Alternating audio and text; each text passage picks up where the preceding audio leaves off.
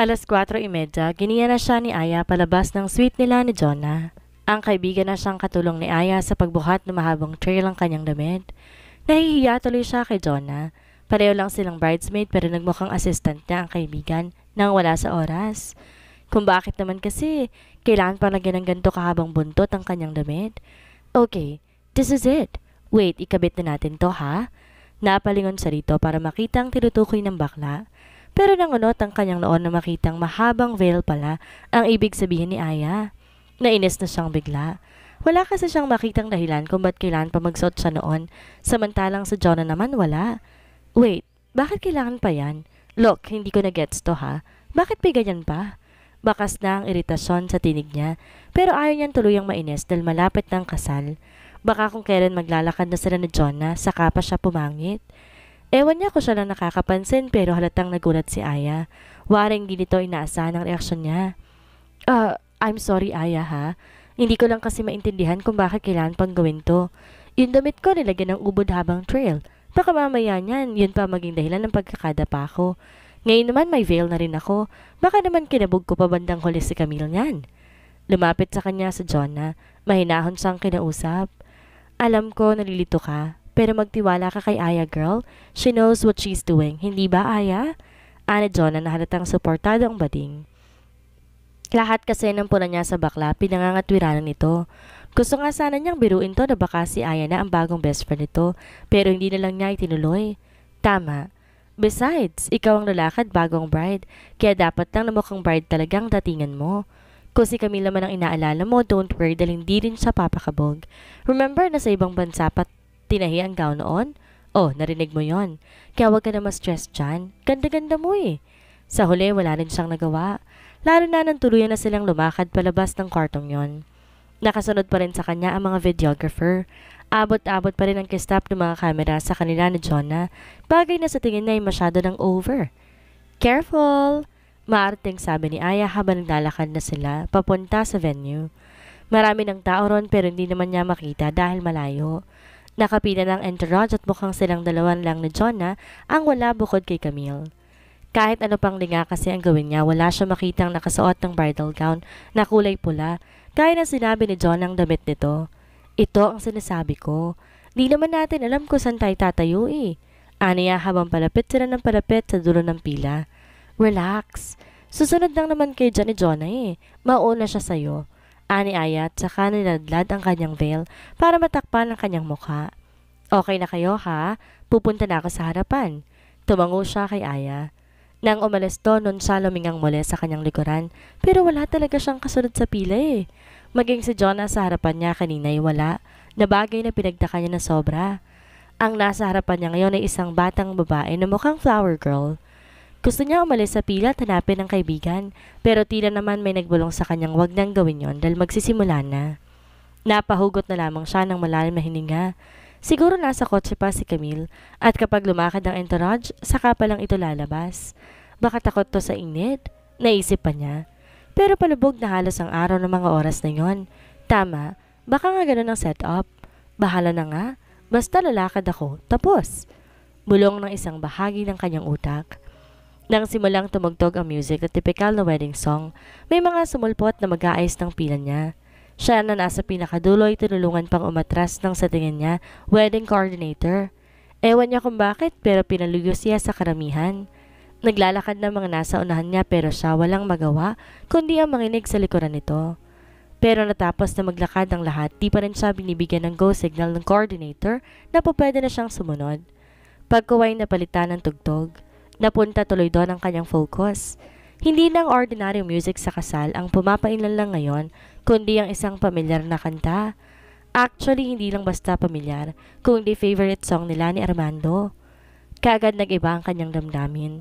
Naantig ang kanyang puso sa lyrics ng kanta at di niya alam pero parang gusto niyang maiyak. Pwede na ho kayong lumakad, Miss Meredith. Anang coordinator na kinagulat niya dahil kilala siya nito. Nagtataka man sumunod siya. Nagumpisa siyang humakbang at nilakad ng mga paa. Mabagal lang dahil tinitimbang pa niya ang kanyang sarili. Mabuti na lang at flat sandals lang ang sapin niya sa paa, kaya kahit papaano komportable siya. Pinili niya yon dahil kung magsusot siya ng heels sigurado, babaon lamang yon sa buhangin. Natutokso siyang lumingon para tingnan kung naroon na sa pwesto nito si Camille, pero hindi niya magawa. Baka kasi madapa pa siya ay nakakahiya. Isa pa sa kanya lahat nakatuon ng mata ng lahat ng mga bisitang naroon. Larawan ng mga to ng labis na kaligayahan, lahat nakangiti. May ibang naiiyak patuloy ng pagpapahid ng mga to ng tissue sa mata. Walang dudang masayang-masaya mga to para kay Camille. Nang malapit na siya sa bandang gitna, inumpisan niyang ilinga ang mga mata. May namataan siyang parang kakilala, pero mas natigilan siya nang mula sa hilera ng mga guest ay makita roon ang kanyang mama at ang papa. Bahagyang nanlaki ang mga mata niya. Kausap niya ang ina kanina at ayon dito, may importanteng eventong pupuntahan kasama ng papa niya. Muli niyang pinalikan sa isip ang naging pag-uusap nila ni Cornelia at di niya napigil ang sariling mapatutup sa bibig nang mapagtantong sinabi nito. Sa likod ng mga toy naroon si Noah.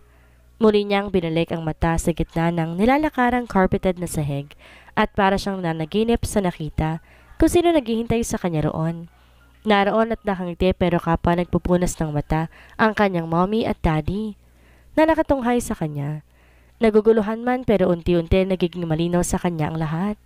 Lalo pa nang salip na sa kanyang likuran makitang nakasunod si Camille, makita niya tong nakatayo na sa kailera ng mga bridesmaid na naglakad kanina. Katabi to ni Jonah kaya't sigurado siya, hindi ito kasal ng matagal na hindi nakitang kaibigan. Ipinagpatuloy niya ang paglalakad hanggang sa dumating na sa wakas sa kinatatayuan ng kanyang mommy at daddy. Totoo ang hinala niya kanina sa malayo. Umiiyak ang mga ito. Mapulang-mapula ang mukha ng kanyang ina at mugto ang mga mata, kaya't sigurado siya kanina pa ito umiiyak. Masayang-masaya kami para sa iyo, anak. Bungad ng kanyang daddy pagkatapos kunin ang isa niyang kamay. Dad, anong ibig sabihin nito? Tanong niya bagaman may kutob na siya kung ano ang nagaganap. Ayaw niyang umasa ng husto. Siguro ayaw lang niyang masaktan kapag mali ang kanyang kutob. Tumingin ka sa harapan mo para maunawaan mo ang nangyayari, anak. Ani ng mommy niya na patuloy sa pagtulo ang mga luha. Sinunod niya ang sinabi ng ina. Tuwid niyang tinignan ang pinakadulo ng carpet sa kanyang harapan at otomatikong bumuhos ang kanyang mga luha nang tuluyang makita kung sino naghihintay sa kanila doon. Walang iba kundi si Armando, na gwapong-gwapo sa groom suit nito na hindi pang karaniwang itim kundi ternong cream shade. Parang gripong nabuksan ang kanyang mga mata na hindi niya na nagawang alisin ang pagkakatitig kay Armando. Kaya't kitang-kita niya rin ang pagpupunas nito ng mga mata, tanda na umiiyak din to kagaya niya. Oh my God! Mahina niyang anas. Hindi niya malaman kung paanong tutupuin ang bibig dahil nakaladlad pa ang kanyang veil, pero sobra-sobra talaga ang kanyang pagkagulat. Naghihintay na siya sa iyo, anak. Anang kanyang mommy na nakabawi na sa pagluha. Nakangiti na to ng matamis ngayon dahil sa kaligayahan para sa kanya. Hilam na sa luha ang kanyang mga mata. Mabuti na lang inabutan siya ng tissue ng kanyang mommy, kung hindi haharap siyang luhaan at basang-basa ang mukha kay Armando. Sinipon na rin siya sa kaiiyak. Sinikap niyang kalamayin ang sarili dahil ayaw niyang pumangit sa espesyal na araw na yon sa kanyang buhay na matagal na niyang hinihintay. Muli siyang humakbang at sa pagkakataong yon, kasabay na niya ang kanyang mga magulang.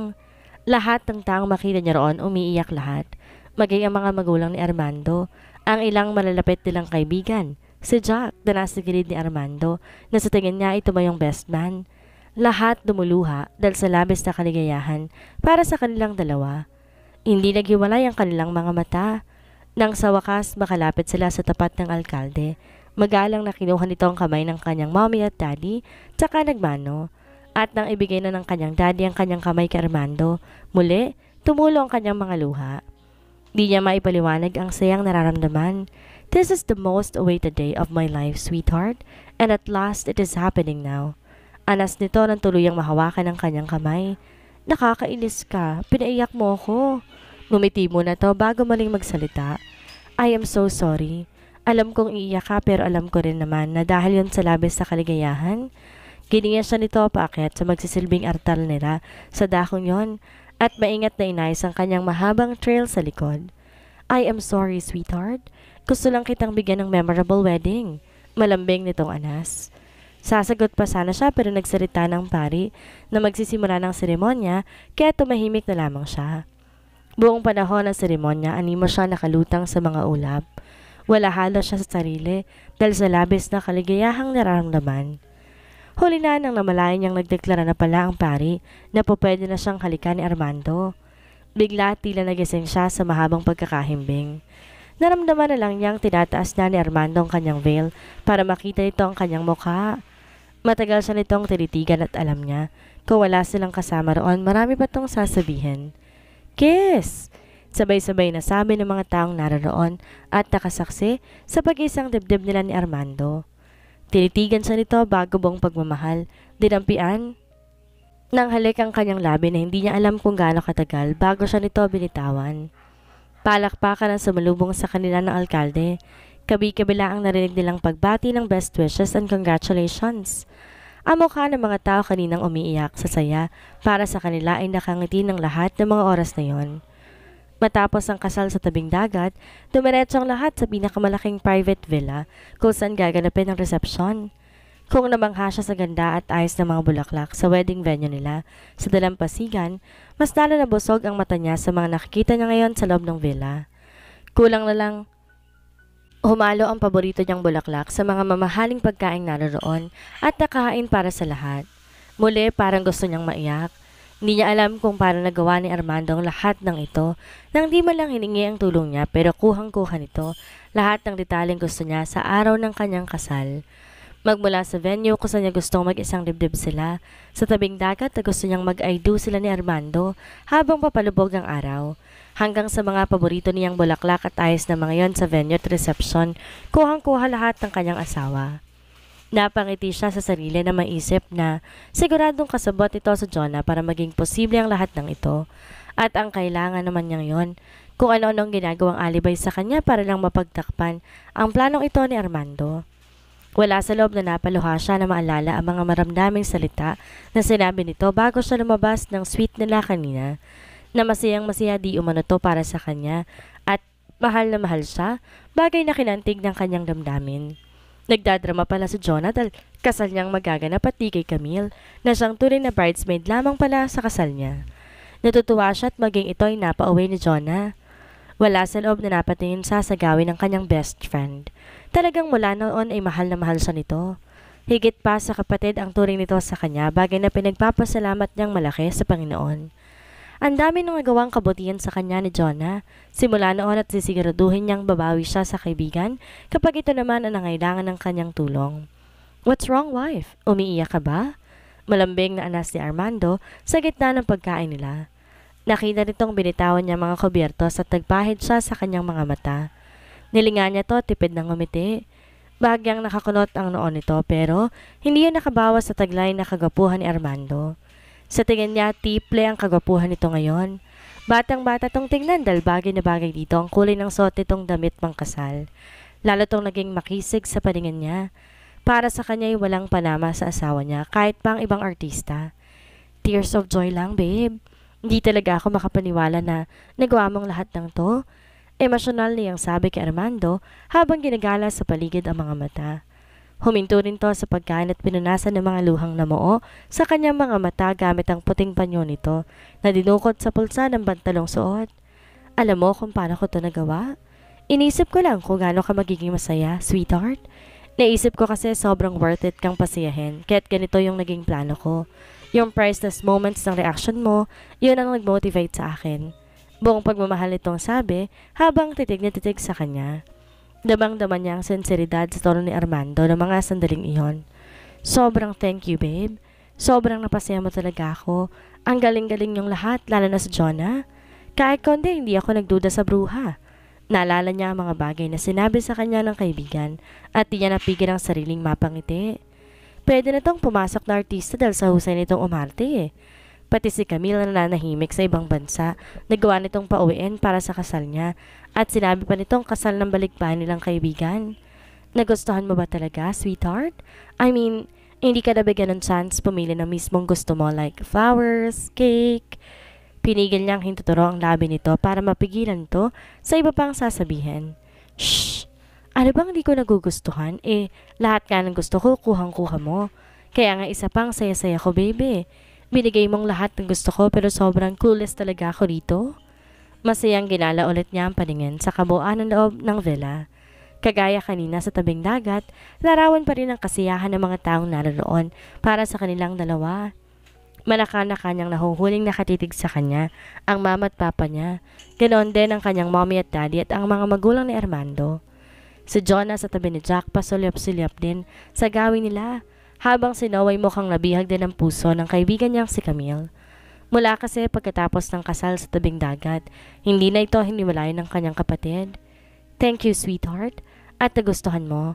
Sobrang worth it ang pagod at puyat ko na ilang araw dahil nakuha ko yung reactions na gusto kong makita sa'yo. No, thank you, Mando. Sobrang salamat kasi binigay mo sa akin yung dream wedding ko. Hinawakan nito ang kanyang kamay at dinala yon sa mga labi, tsaka dinampian na mag-aang halik. Matapos kumain, nagkaroon ng konting program sa reception. Hiningan pa silang dalawa ni Armando ng sayaw bilang unang sayaw na nilang mag-asawa. Nahihiya siya dahil wala man lang silang rehearsal, pero kahit papaano nagawa naman nila yon ng maayos dahil kayang-kaya siyang dalhin ni Armando.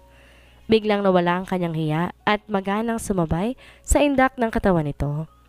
Sa huli, napaindak na rin maging ang ilang guest pa nila. Hiningan din ng mensahe mga malalapit nilang kaibigan at kamag-anak para sa kanilang bagong kasal. At kagaya ng inaasahan, nang ang mommy at mami niya na nagsalita, di napigilan ng mga itong emosyon. Umiiyak ang mga ito habang pinagbibilingan silang dalawa ni Armando kung ano mga dapat nilang gawin ngayong kasal na silang dalawa. Napakaswerte mo dahil may dalawa kang pamilyang mahal na mahal ka, sweetheart. Ani Armando habang nakikinig silang dalawa sa mensahe ng mga to. I know, babe. Minsan nga napapaisip ako kung ano ang mabuting ginawa ko sa past life ko para maging ganito ko kaswerte sa pamilya. Sayang lang at di naabutan ni Melanie kung anong meron kaming magkakapatid ngayon. Bahagya siyang nalungkot nang maalalang kakambal na dapat sana kasama rin niya ngayon sa pagtamasa ng kaligayahang kanyang nararamdaman. Pero napaisip din siya, kung narito si Melanie siguradong hindi siya magiging asawa si Armando. What's wrong, sweetheart? Untag nito maya-maya dahil bigla siyang natahimik. Wala, babe. May naalala lang ako. Tipid niyang sabi. Ano yon? Pwede ko bang malaman? Naalala ko lang si Melanie, babe. Kung nandito siya, siguradong hindi tayo po pwedeng ikasal. Tahasan niyang sabi sa asawa, tsaka ito tinapunan ng tingin. Sa tingin mo, sweetheart, paano kung sabihin ko sa'yo na kahit nandito pa si Melanie, pakakasalan pa rin kita? Napatitig siya sa mukha ni Armando dahil sa sinabi nito. Hindi niya alam kung seryoso ito o nasasabi lang nito ang bagay na yon dahil wala na si Melanie at kailanman di nababalik pa sa kanilang buhay. Marami sana siyang gustong sabihin pero sa tingin niya, useless pang banggitin niya ang mga yon. Kasal na sila at wala na si Melanie kahit para saan pa. Kung magsasalita siya ng mga tingin niya ay posibleng mangyayari kung narito pa ito ngayon. Isa pa, ayaw niyang magdrama dahil ayaw niyang masira ang pinakamasayang araw na ito sa kanyang buhay. Totoo? Naninigurado niyang sabi. Opo, nandito pa si Melanie, kilala ka ng puso ko, Meredith. At sigurado kong ikaw pa rin ang mamahalin ko, kahit di siya nawala.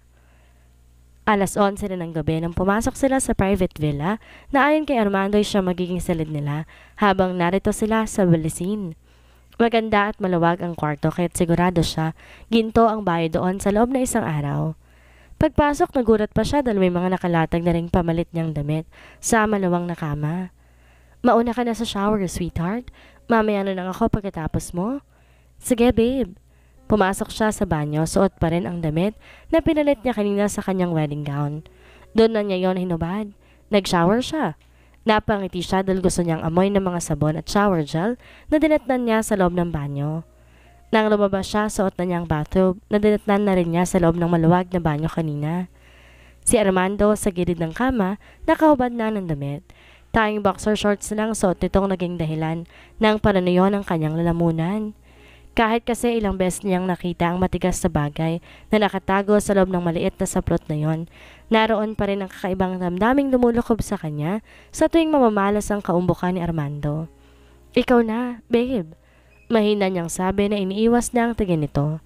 Kunway abala ito sa sarili sa pagtuyo ng kanyang buhok gamit ang tuwalya. Tumayo si Armando. Akala niya didiretso na ito sa banyo pero hindi pala.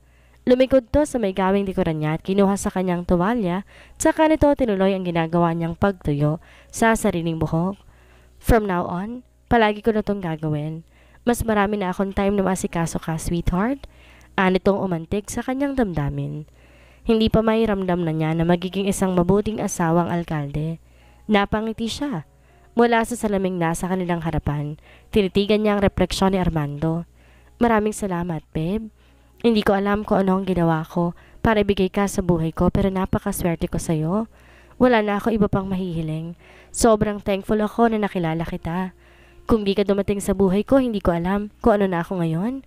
Ay, seryoso niyang sabi, habang di halos kumukurap sa pagkakatitig sa mga mata nito sa salamin.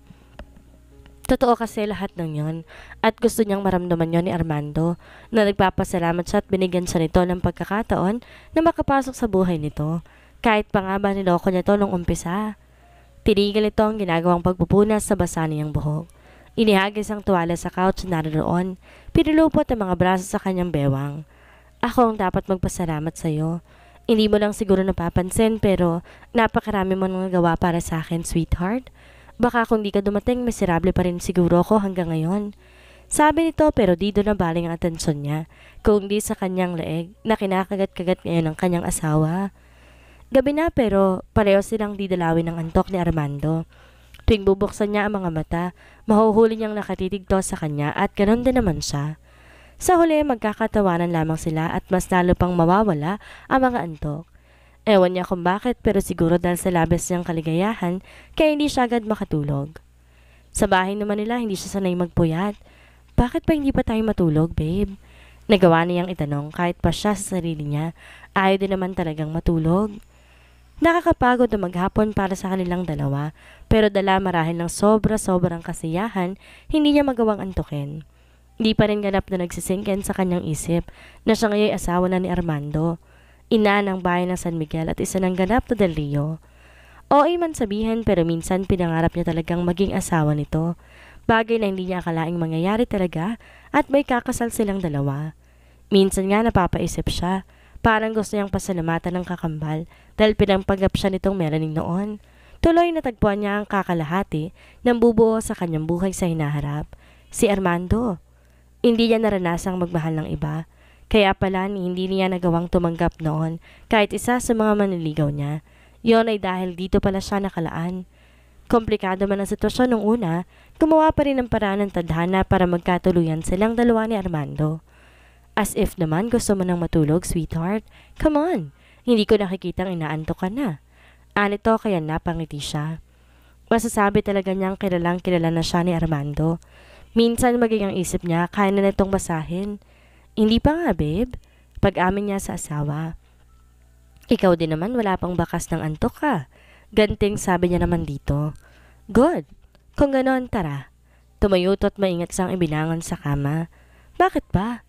Napangiti siya dahil mukhang may binabalak na naman tong kapiluhan. Wala. Come on. May papakita ko sa'yo. Tinulungan siya nitong magbihis at ayusin ang sarili. Pagkatapos ay binuksan na nito ang pinto. Ilahira nito ang kamay niya hanggang sa tuloy na silang makalabas ng kanilang private villa. Wala siyang ideya kung saan sila pupunta pero nagpatianod na lamang siya sa asawa. San ba talaga tayo pupunta, Mando? Wala tong kibo habang naglalakad sila. Tahimik lang to at basta't hawak ang isang kamay niya. Tinatahak nilang daan papunta sa tabing dagat at papunta sila ngayon sa isa sa mga beach bench na naroon. Alas 10 na ng gabi kahit iilan na lamang ang taong nakikita nila na nanatili sa dalampasigan. Iniupo siya roon ni Armando at sumunod ito. Nakalimutan mo na ba? Yung sinabi ko sa'yo na kapag may pagkakataon tayo, palagi nating panoorin ang mga bituin? Ito na yon, sweetheart. Anito at saka siya inakbayan.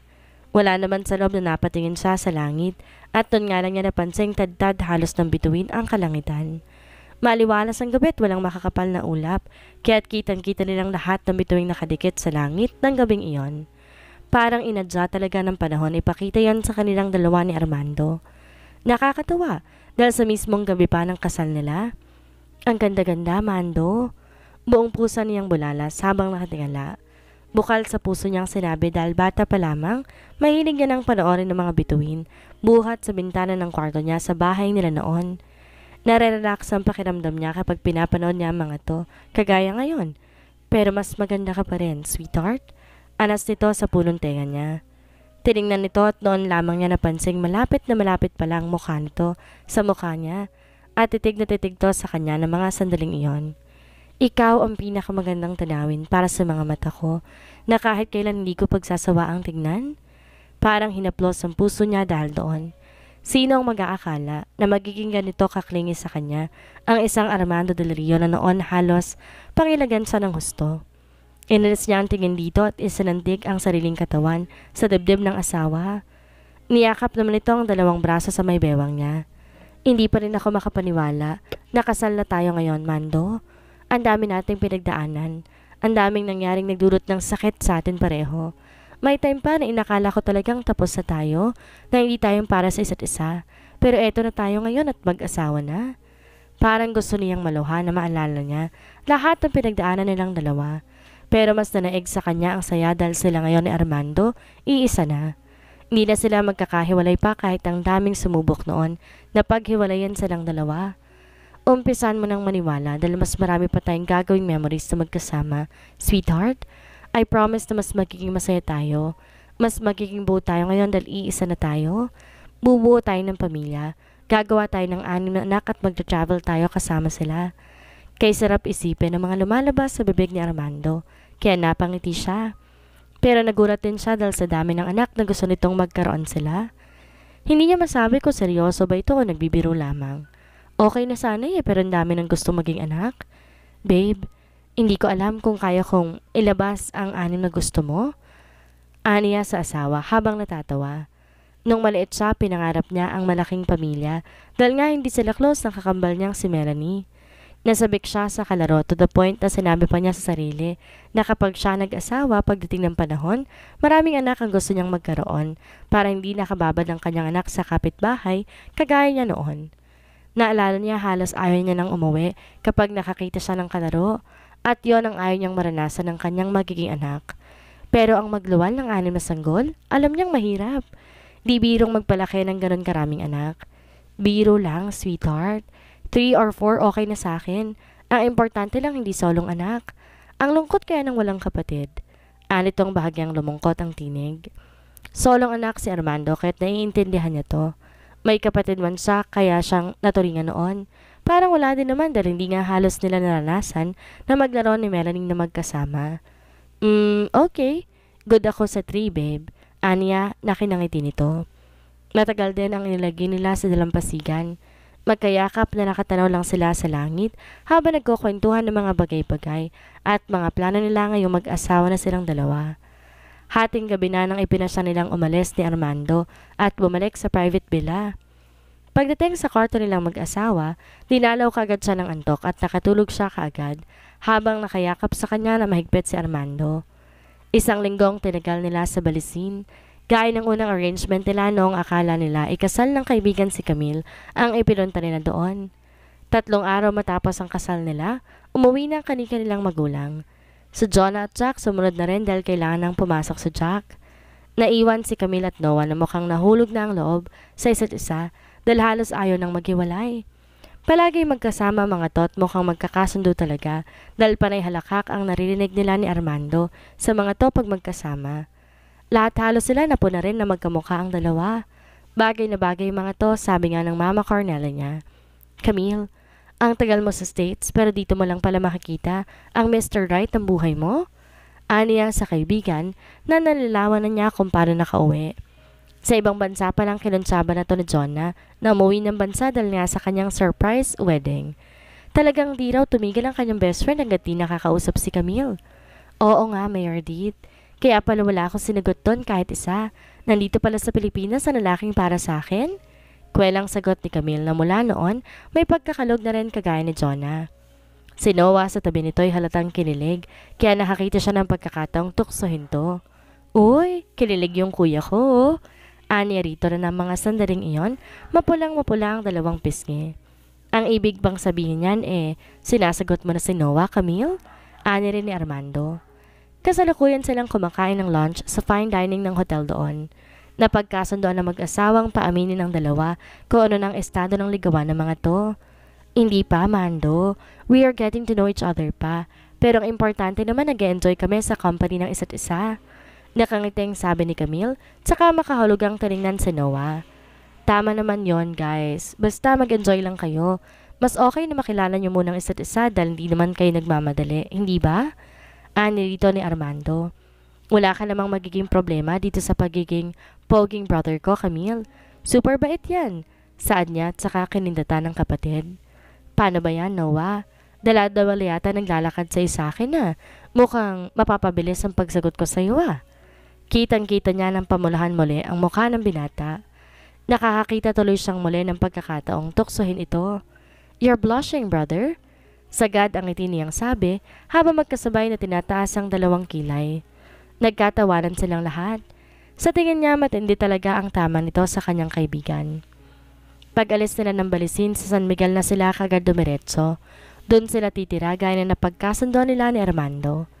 Sinalubong sila ng mga magulang nito na masayang masaya para sa kanilang dalawang mag-asawa. Ani Mrs. Del Rio sobrang natutuwa raw ito na sa wakas parte na siya ng pamilya. May matatawag na raw to sa wakas na anak ng babae na matagal na nitong pinangarap. Gusto sana niyang sabihin na kahit papaano, nagkaroon to ng anak na babae sa katauhan ni Melanie, pero hindi niya na isinatinig. Alam naman kasi niyang di naging close sa mga to noon, di kagaya nila ngayon ang ginang. Lihim din niyang nahiling na sana napatawad na siya ng tuluyan ng kakambal sa kabilang buhay, na sana masaya to para sa kanya ngayon at di masama ang loob dahil siya na ngayon ang asawa ng alkalde. 2 linggo pagkatapos niyang umuwi sa mansyon ng mga Del Rio, nagsimula na rin mag-operate ang cafe niya na binili ni Armando malapit sa munisipyo. Sobrang tuwa ang lumukob sa kanya na makita na ganap ang naging kayarian noon. Di hamak na mas maluwag at mas magandang interior design, ayon kay Armando po pwede pa nilang dugtungan ikalawang palapag kung mag-click sa mga customer. Ngayon pa lang nag-iisip na sila ni Jonah na iba pang po pwedeng itambal sa mga kape nila. Pinag-iisipan nilang magdagdag ng pastries or pasta, depende kung may makukuha silang supplier na mga yon. Masayang masaya siya dahil suportado siya ni Armando at ng kani-kanilang pamilya. Baka naman masyado ka nang napapagod niyan, anak. Baka hindi kayo kagad makabuo ni Armando niyan dahil pagod kayong pareho. Alam mo, gustong-gusto na namin magkaapo ng papa mo. Anang mama niya na kasalukuyang naroon sa opening ng bago niyang cafe na pinangalanan niyang Mayor's Cup of Tea. Di naman ho siguro, mama. Di naman ho mabigat ang trabaho ko dito sa cafe. Maghapon ho ay halos nakaupo lang ako dahil may mga staff naman. Aniya sa ina. Mabuti naman kung ganun, anak. Tandaan mong iwas stress ka dapat, okay? Mas madaling mabuntis ang mga babaeng stress-free, iha. Oho, mama. Tatandaan ko ho yan. Napangiti siya dahil ang 3 nilang pamilya ni Armando, iisang hiling sa kanilang mag-asawa. At yon ay walang iba kung hindi ang apo.